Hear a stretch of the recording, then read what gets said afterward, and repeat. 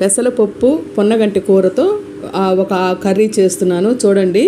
వేయించి నానబెట్టుకున్న పెసరపప్పు మీకు ఇష్టం వచ్చినంత వేసుకోవచ్చు. నేను ఆకుకూరతో ఎక్కువ తినాలని కొంచెం వేసాను. పోపు సామాన్లు, ఆవాలు, జీలకర్ర, మినపప్పు, పసుపు పొడి, కారపొడి, చూసారు కదా, తెల్లగడ్డలు, ఒక ఎండుమిర్చి, ఇవేనండి దీనికి కావాల్సింది. సాల్ట్, ఆయిల్ మీకు తెలిసింది. ఇప్పుడు కడాయిలో కొంచెం ఆయిల్ వేసుకొని ఆ ఒక్క ఎండుమిర్చిని 4 పీసెస్గా చేసుకొని ఆవాలు, మినపప్పు, జీలకర్ర, ఎండుమిర్చి బాగా ఫ్రై చేసుకోవాలి. ఇప్పుడు ఆ తెల్లగడ్డలు అంటే తెల్లబాయి అంటారు కదా, దాన్ని కచ్చాపక్కగా అలా కొట్టుకొని అందులో వేసి ఫ్రై చేయాలి. ఇదే మంచి స్మెల్ అండి ఇది, ఈ తాలింపులకి దేనికైనా కూడా. ఇప్పుడు మనం నీళ్లు తీసేసి ఈ పెసరపప్పుని అందులో కొంచెం ఫ్రై చేసుకోండి. తర్వాత మనం ఆ నీళ్లు, ఆ వంచిన నీళ్లు ఇంకొంచెం ఎక్కువగా నీళ్లు పోసి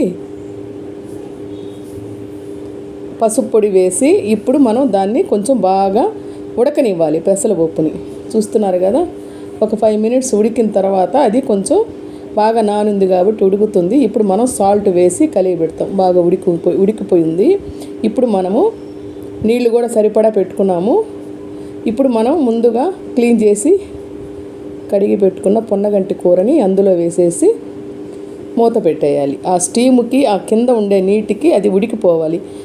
ఈ కర్రీ చాలా టేస్ట్గా ఉంటుంది. అన్నంలోకి వాడచ్చు, చపాతీలోకి కూడా వాడుకోవచ్చు. ఎక్కువ ఆకుకూరలు తినాలనుకున్న వాళ్ళు ఇది చేసుకోండి, బాగా టేస్ట్గా ఉంటుంది. ఇదంటండి 40 రోజులు తింటే బ్లడ్ భలే పడుతుందంటండి, అంత మంచి ఆకుకూర ఇది.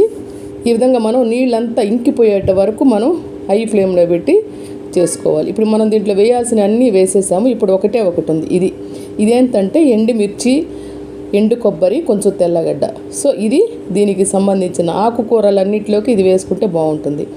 సో ఇది వేసి కొంచెం కలియబెట్టేసి మనం మూత పెట్టేస్తాం. దాంట్లో ఏదైనా చెమ్ము ఉంటే అది కూడా పీల్చుకునేటట్టుగా అనమాట.